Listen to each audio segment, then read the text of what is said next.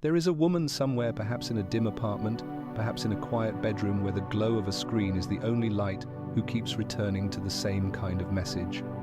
Rationally, she might say it is just the algorithm, that it is coincidence or boredom, yet something beneath that rational surface will not let go. A restlessness moves in her chest like an unanswered question. She has carried this feeling for weeks or months, an invisible thread that binds her inner world to the presence of one particular person. It is not simply attraction, it is not even just longing, it is as if her life, with all its apparent randomness, has been leading her toward a single point of recognition. She is afraid to name it, afraid to be told she is exaggerating, fantasizing, or clinging to a story. And still, the feeling persists, quieter than fear but stronger than doubt. From a Jungian perspective, this is the moment when the unconscious steps forward. The psyche does not shout, it repeats. It sends the same symbol, the same dream, the same face, again and again, until the surface mind grows too tired to resist. What she is experiencing is not mere fantasy, but a meeting between conscious awareness and the deeper field of the soul, where archetypes live and ancient patterns unfold. The person she cannot forget appears not only as an individual, but as an archetypal figure, the beloved, the guide, the mirror. On that symbolic level, this encounter is not random at all, it is a summons. Her essence recognizes something in the other that speaks directly to her destiny. She has tried to silence this inner voice. Old wounds tell her to be careful. Experiences of rejection, abandonment, or betrayal whisper that intense feelings are dangerous. The mind, shaped by past pain, questions everything. Is this love, or is it obsession? Is it a true connection, or is it emotional dependency disguised as romance? Yet beneath the noise of fear, something in her remains untouched and unwavering. Jung called this deeper organizing center the self, the core of wholeness that knows her path long before the ego can admit it. The certainty she feels is not the certainty of control, but the quiet recognition of alignment. On some level, the self is saying, this encounter matters. One of the first signs that she is not simply trapped in illusion is the strange peace she feels beneath the turmoil. Even in silence, even during distance, there are moments when the thought of this person brings not panic, but calm. It is not the fragile peace of reassurance or constant contact. It is a deeper, inner stillness, as if her soul knows that something essential cannot be taken from her. In Jungian terms, the connection touches the realm of the timeless, a layer of experience that is not bound to immediate outcomes. The ego worries about whether the story will end in happily ever after. The soul simply recognizes a resonance and rests in it. This peculiar peace is not born of denial, it is born of recognition. The second sign is the awakening of her own essence. Before this person appeared, certain parts of her identity lay hidden or dormant. Old talents slept, courage remained theoretical, desires for a more authentic life stayed safely locked away. Then, suddenly, in the reflection of this connection, things began to move. She started to sense her own depth, her own capacity for love, her own longing to live more honestly. This is the work of the inner archetype of the beloved. It does not simply demand devotion to another, it calls forth devotion to one's own soul. She discovers that this person does not just occupy her thoughts, they act as a catalyst for her individuation, the journey toward becoming fully herself. From the outside, this might look like weakness, like losing herself in someone else. But in truth, what is awakening is not weakness, but power. She is forced to confront patterns that kept her small, the need to be chosen to feel worthy, the fear of being too much, the habit of shrinking her feelings to make others comfortable. The intensity of the connection becomes a mirror that reveals her shadow, the parts of herself she once rejected or abandoned, her fear of dependency, her terror of being unlovable, her tendency to idealize and then punish herself for it. All of this rises to the surface. This is not punishment, it is psychic surgery. The encounter tears open what was numbed so that healing can finally begin. The third sign is the stubborn endurance of the feeling. Infatuation fades with distraction. Ego impulses dissolve when starved of attention, but this connection persists. even when she tries to move on, even when she analyzes it from every angle, even when she attempts to bury it under work, noise, or new faces. Time, instead of erasing it, deepens it. This persistence is not proof that the other person is perfect, but it is evidence that the connection touches something beyond the usual cycles of desire and disappointment. In Jungian language, it carries the weight of a soul contract, a preconscious pattern of meaning that insists on being lived, not merely imagined.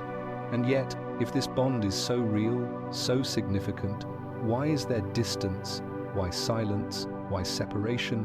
Why delay? On the level of the ego, it feels cruel. On the level of psyche, it is preparation.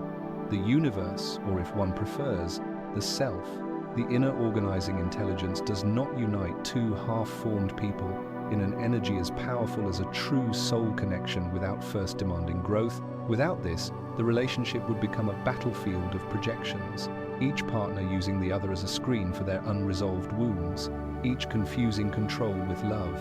The pause is not rejection, it is a boundary drawn by higher wisdom to protect what is sacred from being destroyed by immaturity. For the woman listening, or for the one who recognizes herself between these words, this phase of life is not a lonely accident. It is an initiation. Her longing, her confusion, her recurring signs and synchronicities are all expressions of a deeper process. The call to step into her own emotional sovereignty. She is being asked not to worship the other, but to reclaim herself, not to wait passively for rescue, but to walk consciously into her own power. The connection is real, the resonance is real, but its highest purpose is not to complete her. Its purpose is to awaken the queen within her, the woman who knows that love is not a chain, but a mirror in which her own wholeness is reflected back. What she interprets as abandonment or uncertainty is, in truth, a dismantling of the old structures within her psyche. The distance forces her inward, away from the external fixation of longing, and toward the quiet chambers where her own shadows wait to be recognized. Jung taught that when a woman projects her unlived inner life onto another, especially onto a figure who awakens intense emotion, the universe responds not by fulfilling the fantasy, but by asking her to reclaim the projection. The person she cannot forget becomes the carrier of her own lost potential, the embodiment of the passion, courage, clarity, or vulnerability she has not yet fully allowed herself to embody. This is why the pull feels ancient, why the feeling refuses to fade. She is not merely drawn to the other person, she is drawn to a forgotten dimension of herself. The pause, then, becomes an arena of transformation.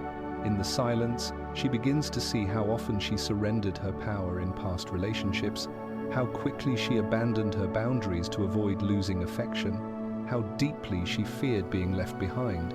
She realizes that the ache she feels now is not only about the other person, it is the echo of every time she silenced her needs, every moment she accepted crumbs and called them love, every season in which she believed that devotion required self-erasure. The connection that haunts her now brings these patterns into sharp relief, not to torment her, but to liberate her. The universe is not preparing her to chase someone, it is preparing her to meet herself. On the other side of the silence, the other person faces their own dark night. Their withdrawal is not indifference but confrontation. The same archetype that awakens her also stirs the depths of their unconscious, drawing out old wounds, fears of vulnerability, and buried stories about love and worth. They may run, but the running offers no relief. The distractions that once numbed them now fall flat.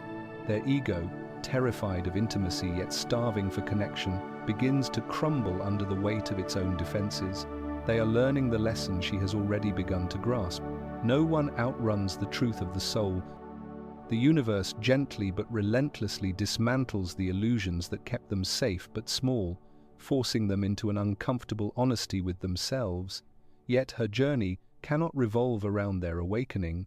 A woman's empowerment does not depend on whether someone else chooses growth.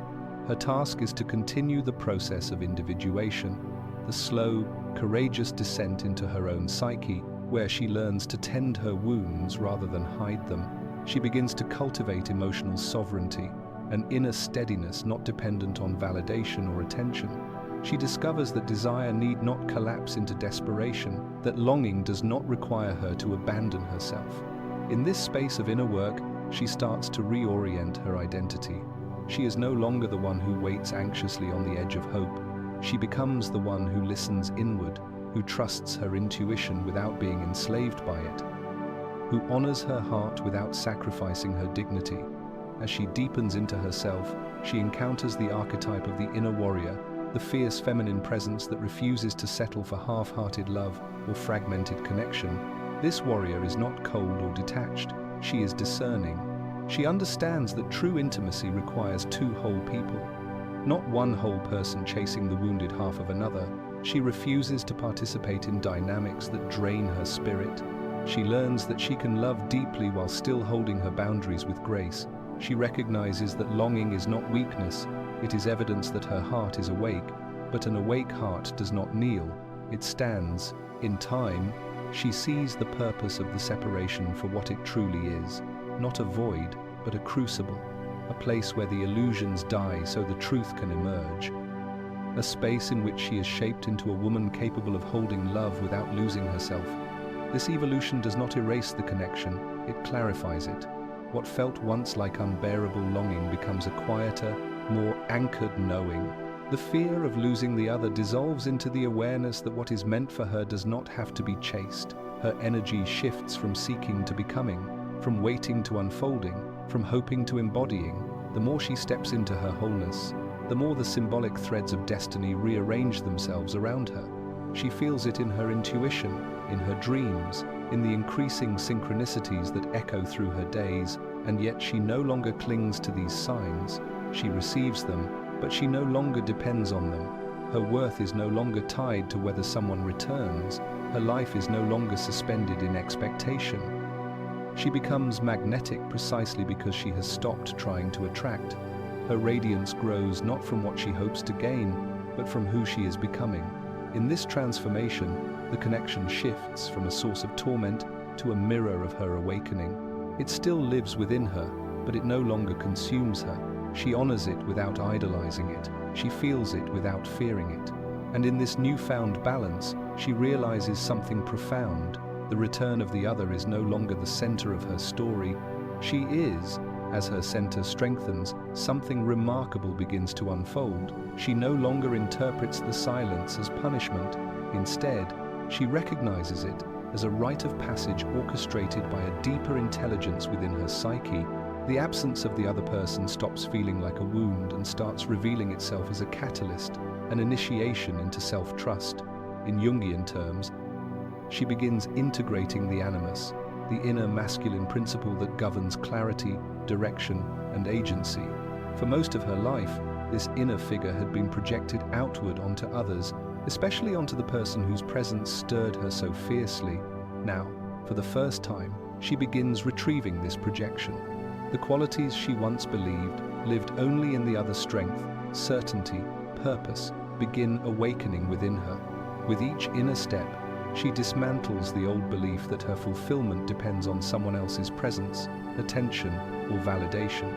She sees how often she confused longing with destiny, attachment with love, and pain with depth. The unconscious patterns forged in childhood, those early experiences where affection was unpredictable or conditional, had taught her to associate emotional intensity with importance. Yet in the clarity of this pause, she discovers a more grounded truth. Real connection is not defined by turbulence, but by resonance. And resonance does not demand suffering, it requires presence. Her wholeness. This realization does not erase the bond. Instead, it refines it. She begins to understand the difference between the ego's desire for possession and the soul's yearning for expansion. The ego wants guarantees, it wants labels, timelines, outcomes. The soul wants growth, it wants to evolve through relationship, not cling to it. It wants to open, not grasp. As she shifts her identity from the grasping ego to the expanding soul, her relationship with the connection matures. She stops seeking reassurance. She stops checking for signs to soothe her anxiety. She stops replaying past moments like rituals of self-doubt. Instead, she turns her attention inward. toward the territory she had avoided for so long. Her own unmet needs, her own unlived desires, her own unclaimed authority. This inward turn marks the beginning of emotional sovereignty. She learns that she is not responsible for the other person's awakening, nor is she required to shrink so they feel safer. She releases the unspoken belief that love must hurt before it can heal.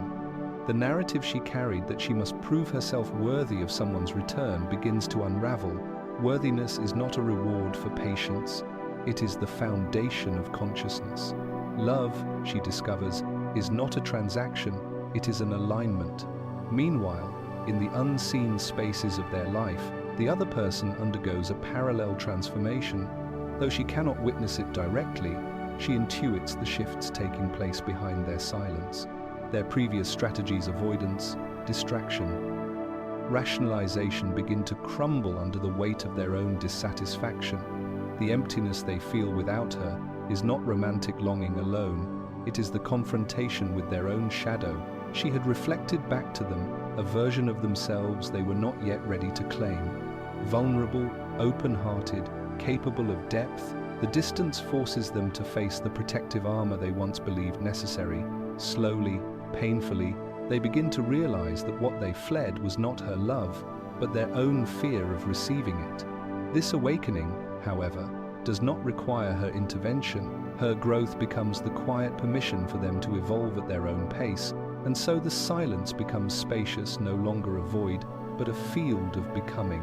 As she reclaims her projections, another archetype emerges within her, the inner queen. The queen does not beg for loyalty. She does not collapse at the threat of loss. She does not diminish her power to secure affection. The queen knows that love aligned with destiny cannot be coerced, and what is not aligned cannot be held. This knowing liberates her. She becomes deliberate in her choices, intentional in her boundaries, and tender with her heart, no longer reckless, no longer self-sacrificing. Her longing turns into discernment, her devotion turns into clarity. With this inner sovereignty blooming, her energy shifts. She becomes magnetic, not because she is trying to attract anything, but because she is no longer leaking her power. Her attention returns to her own life, the passions she postponed, the dreams she silenced, the self-expression she once feared. Her sensitivity, once a source of shame, becomes a compass. Her emotional depth, once dismissed as fragility, becomes her strength. The more she embodies her truth, the more the universe rearranges around her in subtle but undeniable ways. And yet, despite all this transformation, the bond she feels does not vanish. Instead, it evolves. It becomes less about reunion and more about resonance, less about desire and more about meaning, less about the other and more about the parts of her soul that were awakened through them. She begins to see the connection as a symbolic bridge, a threshold that initiated her into her own becoming. This reframing dissolves the last remnants of fear. She is no longer terrified of losing them because she has finally found herself. As her inner world stabilizes, something changes in the texture of reality around her. She begins to notice how the universe communicates through subtle alignments, encounters, timing, symbols, dreams. But unlike before, she no longer clings to these signs with anxious hope. She receives them with calm awareness, almost like a woman who has learned to read the language of her own psyche. She knows now that synchronicity is not a promise of outcome, but a reflection of internal alignment. What appears externally mirrors what is awakening within her. In this heightened state of awareness, she begins to distinguish illusion from intuition. Illusion is frantic, hungry, grasping. It demands certainty, obsessively interprets every detail, and feeds on fear. Intuition is quiet, spacious, grounded. It does not push, it simply knows. As she grows more attuned to her inner landscape, she becomes fluent in this difference. The moments that bring peace, expansion, or clarity she accepts as guidance. The moments that constrict, destabilize, or exhaust her she recognizes as remnants of old wounds asking to be released. Her heart, once at the mercy of longing, now moves in rhythm with her consciousness. She understands that the connection was never meant to imprison her in waiting. Its purpose was to call her into her fullest expression. The deeper she matures, the more she realizes that the soul does not cling, it invites, it does not chase it, magnetizes, and so she stops reaching outward, she stops searching for confirmation, she stops constructing narratives to fill the unknown. The unknown becomes her ally. In its vast openness, she discovers her own resilience. This shift within her begins to ripple through the psychic field she shares with the other person. They feel it not consciously at first, but as a subtle change in the emotional climate between them. The desperation that once emanated from her dissolves into a steady, sovereign calm.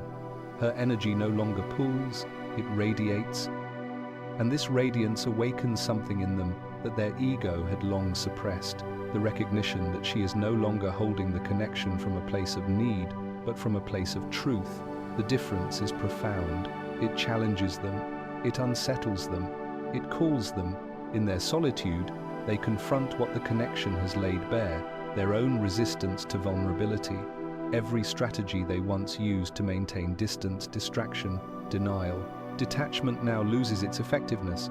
The more they try to assert independence through avoidance, the more they are confronted with emotional emptiness. Not the peaceful emptiness of solitude, but the hollowness that arises when the soul has been ignored. This vacuum pushes them deeper into their shadow, where their fears of inadequacy, abandonment, and exposure live. It is here, in this quiet inner struggle, that the separation does its most important work. They begin to experience synchronicities of their own visions, dreams, unexpected reminders. These messages do not soothe them the way signs once soothed her. Instead, they unsettle them, forcing them to question the choices that kept them distant. What they once dismissed as coincidence now carries weight. What they once ignored now becomes unavoidable. Their logic, once so dominant, begins to bend under the pressure of intuitive truth rising from within. But none of this requires her interference. Her evolution has created a psychic container spacious enough for both to grow separately, yet mysteriously together. Her sovereignty does not push them away, it frees the connection from the distortions of fear. She is no longer holding a wounded version of them in her mind. She releases the fantasy and sees the human beneath it, complex, imperfect, learning. This acceptance clears the projections on both sides, transforming the emotional landscape. In this clearing, she retrieves the last fragments of herself she once poured into them, the part that believed she needed their love to feel whole, the part that mistook longing for destiny, the part that feared her own depth. As she integrates these pieces, she steps into alignment with her inner queen, not as a persona, but as a lived truth. Her worthiness becomes implicit, not negotiated. Her presence becomes grounded, not performative. Her love becomes conscious, not sacrificial. And, in this elevation, she begins preparing for a different kind of connection, not one based on pursuit or imbalance, but on reciprocity and maturity. She understands now that if the other person returns, it must be as their whole self, not as a fragmented version seeking refuge. Likewise, she will meet them only as a whole woman, not as the anxious seeker she once was. This understanding shifts the axis of the story. The return is no longer the goal. Her self-realization is, but paradoxically, it is precisely this shift that sets the conditions for the turning point. Destiny has been arranging. When a woman steps fully into her power, when she reclaims her projections, integrates her shadow, and embodies her sovereignty, she becomes the mirror that the other can no longer avoid. Her transformation illuminates their own path forward, exposing the distance between who they are and who they know they must become. A moment approaches when the psychic tension between them can no longer hold. Something in them must break open, something in her must receive, and the universe, patient until now, begins preparing the final movement of this unfolding. As the quiet between them deepens, the inner structures that once defined their dynamic dissolve. She no longer lives suspended in the tension of waiting, nor do her emotions spiral into the old familiar patterns of longing and fear. Instead, she moves through her days with an ease that feels both new and ancient, an ease born from remembering who she truly is. Beneath every projection, every wound, every story, her heart no longer pulses with urgency but with clarity, a steady rhythm aligned with the deeper truth of her becoming. This newfound steadiness creates an energetic resonance too strong for the other person to ignore. Their ego, once determined to maintain distance for the sake of control, weakens under the weight of unmet truth. What they had tried to bury through distraction rises to the surface. What they had dismissed as temporary now reveals itself as persistent. Their attempts to rationalize the connection collapse one by one. They begin to feel the sting of their own avoidance not as punishment, but as an inner reckoning. The emptiness they experience is not her absence, it is the absence of the parts of themselves they suppressed to avoid intimacy. She had awakened their capacity for depth, but depth demands honesty. She had stirred their longing for real connection, but real connection demands vulnerability. And so, in the same way she once faced her shadows, they now face theirs. The universe confronts them with the truth they evaded. Love asks not for perfection, but for presence. It demands humility, not performance. It calls forth courage, not control. As these realizations accumulate, a threshold forms within them. The fear of returning begins to feel smaller than the fear of regret. The pride that once shielded them starts to feel like a prison. The silence that once felt protective becomes suffocating. They recognize that the story they told themselves, that they were safer at a distance, was never safety but stagnation. What they were running from was not her intensity, but the intensity of their own awakening. And so, as destiny completes its long, patient work, the moment of surrender approaches. Not a dramatic revelation, not an impulsive confession, but a grounded act of truth. They step toward her not because they need her to heal them, but because they finally understand the meaning of the connection. They no longer come with half-open hearts or evasive promises. They come with clarity, they come with humility, they come with the readiness that only transformation can produce. Yet, the beauty of this moment is that she no longer depends on it. Her life has expanded beyond the axis of their return. She holds space for possibility but no longer sacrifices her center for it. She stands rooted in the woman she has become, the woman who survived the alchemy of longing, who learned to differentiate projection from truth, who discovered that destiny is not a story waiting to be fulfilled by another, but a field of meaning she cultivates within herself. And when the turning point arrives, when the confession is spoken, when the gesture is made, when the distance finally breaks, she receives it not with desperation but with quiet discernment. Her sovereignty does not vanish in the presence of affection. Her boundaries do not crumble at the first sign of closeness. Instead, she listens inward, allowing her intuition to guide her, honoring her emotional clarity as fiercely as she once honored her hope. For the first time, the connection stands between them, not as a fragile longing but as an invitation to conscious union. Two whole beings meeting not to complete each other, but to expand together. Two individuals who have walked through their shadows and emerged with enough light to sustain intimacy without collapsing into old patterns.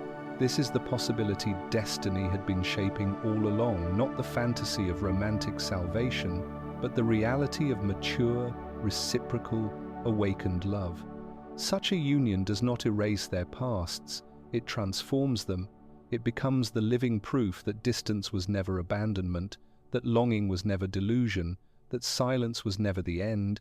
All of it was preparation for a meeting that would honor both of their souls rather than soothe their wounds. And whether this union unfolds fully or remains a symbolic bridge, she knows now that the true reward of the journey was never the return of the other, it was the return of herself. In the language of Jung, she has completed a cycle of individuation. She has integrated her shadow, reclaimed her projections, embodied her archetypal wholeness.